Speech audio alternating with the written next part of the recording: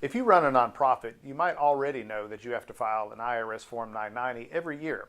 And if you watched our Form 990 overview video, you know there's 5 different versions. Well, if your nonprofit is relatively low in gross revenue, the version that you file is the least painful of the bunch. Hi, I'm Greg McRae, and this is our look at Form 990N. Now, the interesting thing about Form 990N is it's not really a form at all. In fact, the IRS calls it an e-postcard. Now, this isn't like any postcard that you would be familiar with, and there's certainly no pictures of the beach or anything like that. But it is an online filing only.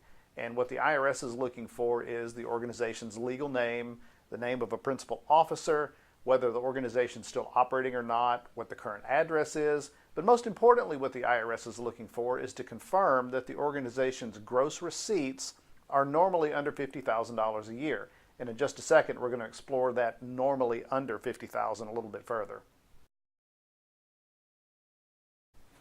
But first, let's talk about where a 990N came from. Now, it's a relative newcomer when you're talking about the world of IRS compliance filings. It's been around about 10 years. And it's the result of the Pension Protection Act of 2006. Now, this was legislation that Congress passed that had mainly to do with pensions, but there was significant language in there that beefed up some of the requirements for nonprofits. Now, here's the thing. Nonprofits prior to that, if they were under $25,000 in annual revenue, they basically didn't have to check in with the IRS at all. Lucky them. But that changed in 2008 for tax year 2007, actually, but it was in 2008.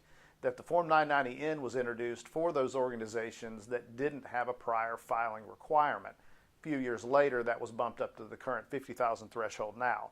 Now, here's another important thing that happened under the Pension Protection Act, and that is the auto revocation clause.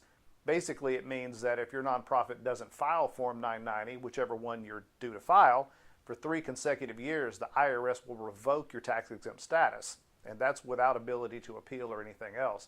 And in fact, the IRS made good on that promise in June 2011 when they revoked the 501c3 status of 275,000 nonprofits in one day. And since that time, thousands more have that revocation happen to them each and every year. But as long as you're filing each year, you won't find yourself in that situation. Now let's talk about requirements a little bit. Like all Forms 990, this is due on the 15th of the 5th month following the end of the fiscal year. So basically, if you have a January to December fiscal year, yours is going to be due May 15 and so on and so on. Now, let's talk about the normally part. I mentioned earlier that your gross receipts have to be normally under $50,000.